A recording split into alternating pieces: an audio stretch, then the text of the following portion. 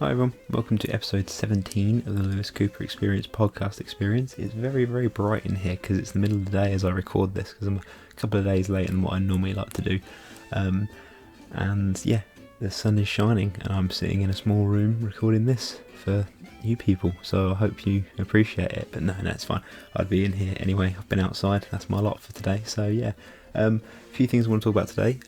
Falcon and Winter Soldier, we'll get caught up with that. Invincible, the Amazon Prime animated series, and a couple of other bits as well that will come to me.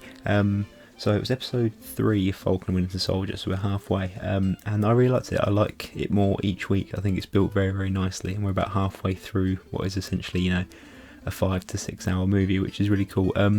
I like that, again, spoilers maybe, but you've probably watched it by now, right? I won't go into too much specifics, but I really liked... I like the fact that Sam Falcon didn't use his wings at any point. That was quite novel because he's a pretty good character on his own, even without his kind of superhero gimmick kind of thing. Bucky got to be a bit more of the old kind of Winter Soldier because they were kind of playing that part. And I really, really enjoy Baron Zemo in this because I really liked him in Civil War anyway. And he's an old character that I've always liked. And Daniel Brawl is a superb actor, so I'm glad he got to.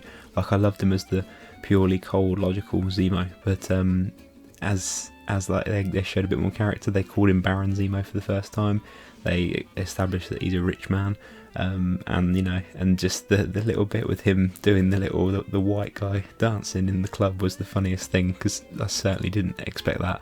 But I like that they brought the mask in. I didn't think they would because I didn't think the mask would fit with his character, but I'm cool with it. They didn't really explain it. He was just in the car, and then he put it on for a minute when he did some fighting, and then took it off again. So maybe it's like a guard kind of thing. I don't really know, but I'm down with it. Madripoor was cool. They went to the city of Madripoor, which is best linked with like the X-Men characters, and Sharon Carter turned up again, which was great as well. She was brilliant. She was the best thing about it. She had the best sort of action scenes and stuff. And yeah, we got a little bit of John Walker, a little bit of the Flag Smashers as well. So it's all really building nicely. I'm really enjoying it. I think I'm enjoying it more than I did WandaVision, and I liked WandaVision. But yeah, this is really good. Also, while we're on this topic, the Loki trailer came out today, the first sort of proper trailer, and that looks pretty cool. I'm really up for that because I like the Time Variance Authority, I think their name is, because I recently read Dan Slott's She-Hulk run, well, part of it, and I had the TVA in it and stuff like that as well. So there's lots they can do with that if they jump around to different times in Marvel history, and there's a lot of things from the comics they can pull in, a lot of things from the MCU existing they can pull in, and I've always been good with Tom Hiddleston's Loki, and Owen Wilson's in it as well, which is great because I like Owen Wilson a lot, so that's really cool. I'm just going to have a little sip of my water if you'll indulge me for a second. Normally what I do is have a little pause, but I've been having trouble with the sound on these recently, and I don't know if it's because I pause it sometimes before I go on to another point, and it might be. So I'm not going to do that this week and see if it makes any difference. If it goes out of sync still, please let me know, because sometimes I look at it for so long that I'm not sure what's real anymore, just in general. So yeah, it's got dark in here now, but it's giving me like a little two-face thing going on, which is quite cool, because on one side of my face I don't look as pale as normal, so that's nice. A couple of other things. I picked up the new Marvel Legends Thanos figure, so I probably won't do an unboxing video, but I'm going to do some photos of him, I think, because he's a really cool figure, and I might pose him with some other figures as well. So follow me on my Instagram, Lewis M Cooper 86, and I'll post some on them at some point in the future. I don't really know, but yeah, the size of that guy, he's great. Can't wait to take him out. Also, I'm not a big wrestling figure guy, as I've said before, but I bought a few. I got stunning Steve Austin, so this is the days before he was Stone Cold Steve Austin, and I love this figure. It's such a niche figure to have, kind of thing, and he's one of the biggest stars in the business, but in the gimmick that he's not best known for, and he's got the little clapper board thing there, and the Tag Team Championship as well, so hopefully they'll do a Flying Brian to go with him, but if they haven't already, I haven't seen it.